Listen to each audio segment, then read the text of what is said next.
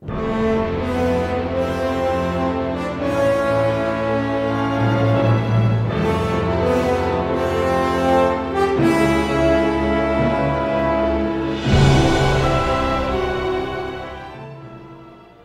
name is Corinne Costello, and we are here at My Outer Space TV. We are on Planet Orpheus, and for all you crazy music lovers, we have an amazing guest today. She is a cello soloist, and she not only does electric, but she also masters at classical cello playing.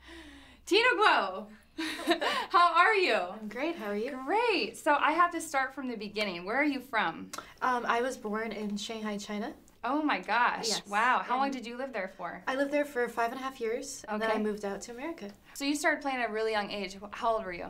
I started playing music when I was 3. I started with the piano. Wow. And then I switched to violin, which I had absolutely no talent for. And my mom is a violinist, and so she switched me over to my father, who's a cellist, you know, coincidentally, so I started playing cello, and I was stuck with that since I was 7. Did you feel natural at it when you first picked up the cello as opposed to the violin? The cello was, for me, much more natural. I really didn't like, you know, having to hold my arm up like that. I don't know, it was more natural for me. Sure. Now I mean, looking at past interviews, I know that you practice all day long. What made you continue playing the cello?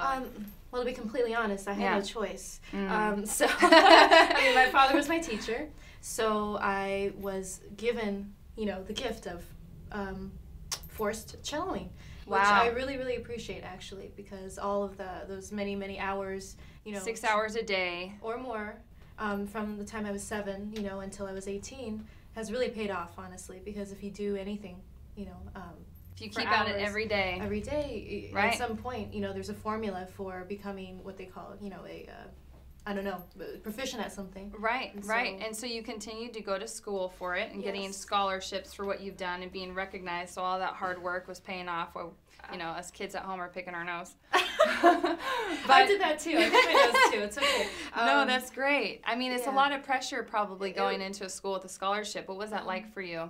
Well, I got a scholarship to USC for cello, classical cello. And at that time, I hadn't discovered my dark side yet. I mean, I did have a dark side, but I didn't know how to express it properly. So, yeah, I went to USC for classical cello, and I don't know if it was ever really, I didn't know if it was a lot of pressure. You know, I always enjoyed challenges. How do you prepare between doing metal and classical before the performances that you do? I drink a lot of coffee. I sleep a minimal amount. Is this for classical? For everything, to balance everything, because, you know, it really takes a lot of time. But no, for classical, it requires, you know, good thing about classical is that you just practice, basically. You concentrate, you practice, and I can get away with doing, you know, a couple hours a day, sometimes less, don't tell anyone. But, you know, because I practice a lot as a child, all my muscle memory, all that stuff, you know, thankfully for my parents forcing me to practice, I have all that developed already.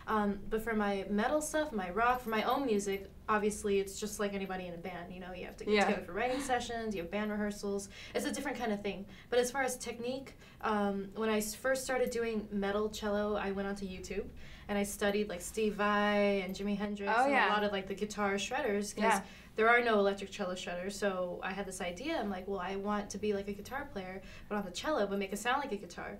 So it becomes like a replacement. Not that I'm trying to replace guitar players, but as a replacement instrument, you know, or equal instrument in a band. So I had to go in, I studied, I learned, I taught myself, you know, it's like a whole different ball game, kind of, in a way. And everybody thought I was crazy, of course, you know, and I was in college, of course, and I remember I told my, God bless her soul, my cello professor, you know, I want to start playing metal cello, and she's like, what? You know, so that's funny. You'll think she's crazy until you see her videos. No, they're amazing. They're great. Thank you. So now you've got all of this going on. You've got the metal and the electric and the classical, and you're in college, and you've got all these things going on, and you're probably playing. When did you start to tour? When did you start building money for the Buddhist churches that you wanted to be built? I mean, you started doing all these things.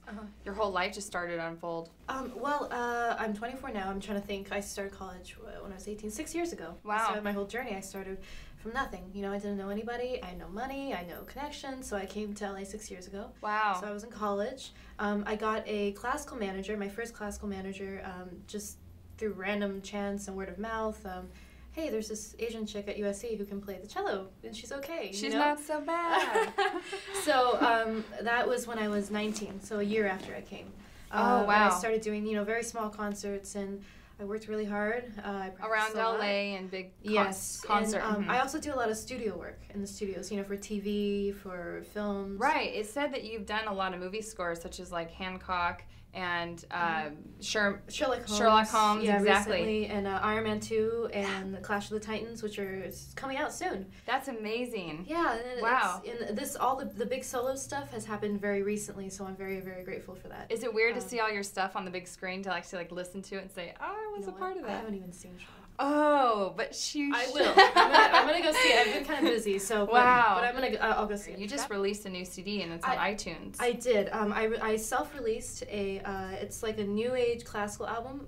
All the songs I arranged. One of them my dad actually wrote. Oh my gosh. And a couple of them I wrote myself. But if you want to check it out, it's available on iTunes and just Google it. You've also been able to have the chance and the opportunity to perform with some amazing legendary artists. Yes. I've heard Stevie Wonder, John Legend, just to name a few. Yeah. How did that come about, and who was one of your favorite artists to perform with? I've played with the Foo Fighters. Oh my gosh. It was actually a YouTube/Grammy moment contest a couple years ago. So we did that at the Grammys. Like you said, Stevie Wonder. Actually, that was for a Yamaha event. Oh my gosh. But so I played with him and John Legend, who I also played, a track for, and but no, I mean, actually, honestly, a lot of stream players, work with different singers. Sure. And whatnot. And collaborate. Yeah, and collaborate. And recently, I did some stuff with Courtney Love. And, oh my gosh, that's so cool. And she's actually really awesome. I was gonna ask. She's awesome. Very cool. If you don't mind me telling you really quick what happened. No. So I get a call on my cell phone at 2 a.m. I didn't know her before, Courtney Love wants to talk to you. She wants you to come into the studio. And I'm like asleep. And I'm like, what are you talking about? Like, who is this? Like, what do you want?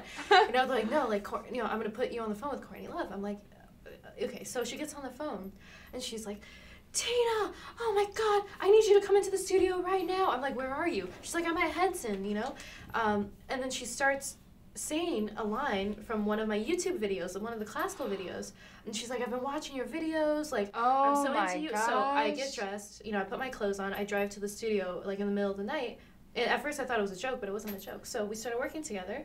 Oh my gosh, Courtney Love, that is so cool. Can you tell us a little bit about the video clips you brought for us, too? Yes, I can. First of all, we have Queen Bee. It's available. All these are on YouTube somewhere, but Queen Bee is my music video. It's an instrumental release. It's my metal version of The Flight of the Bumblebee. It was done by K&R Productions. They're wonderful, and you can check it out. And I also brought a little behind-the-scenes clip of where I'm covered in gold body paint, and they're gluing a giant bee onto my forehead, like a real one, and I was freaking out. Oh my gosh. Because I'm afraid of bugs. But so there's a little behind the scenes. There's a clip from the Battlestar Galactica Orchestra, which I'm a part of. Barry McCurry is the composer for the TV show and for Caprica, and we did a live show at Comic-Con last year, and so it's a clip of the solo, and I think that's all. Oh my gosh, that's all. That's amazing. Thank you so much for joining us today. You have so much to look forward to. Thank you so much. Yes, thank you.